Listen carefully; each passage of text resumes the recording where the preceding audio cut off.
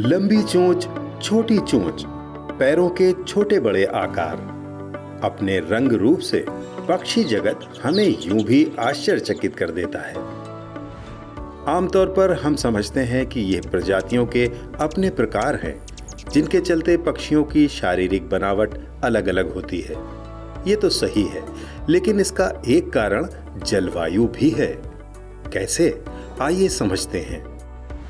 पक्षी विज्ञान के मुताबिक ये साबित होता है कि पक्षियों के रोएदार पंख उनके लिए रजाई का काम करते हैं, यानी ऊष्मा को रोककर उन्हें गर्म रखते हैं।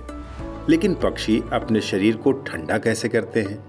ये जानने के लिए डीकिन विश्वविद्यालय ऑस्ट्रेलिया के शोधकर्ताओं ने 14 प्रजाति के पक्षियों का अध्ययन किया और पाया कि जब शरीर की गर्मी ज्यादा बढ़ जाती है तो पक्षी अपनी ऊष्मा को चोंच के जरिए बाहर कर देते हैं, और जब ज्यादा ठंडक की जरूरत पड़ती है तो इस काम में उनकी मदद उनके पैर करते हैं। और ये होता है उनकी चोंच और पैरों में मौजूद असंख्य रक्त वाहिकाओं से।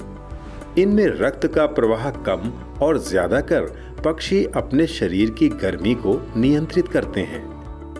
अब हुआ ऐसा कि इस प्रायोगिक ज्ञान को वास्तविक वातावरण में परखने के लिए विश्वविद्यालय की इवोल्यूशनरी इकोलॉजिस्ट एलेक्जेंड्रा मैकवीन ने प्राकृतिक आवासों में पक्षियों की थर्मल कैमरे से तस्वीरें ली। इन पक्षियों में ऑस्ट्रेलियाई वुड डक, बनफशी कीच मुर्गी और बेमिसाल परी पिद्दी सहित कई प्रजातियां शामिल थीं।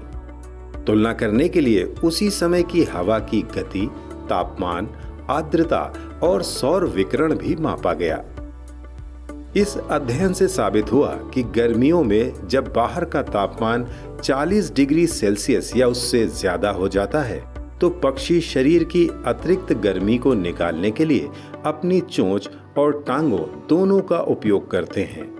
और सर्दियों में जब बाहर का तापमान बहुत कम हो जाता है तो पक्षियों की चोंच तो गर्मी छोड़ती रहती है, लेकिन वो अपनी टांगों में रक्त प्रवाह को रोक लेते हैं या बहुत कम कर लेते हैं, जिससे उनके शरीर की गर्मी बनी रहती है।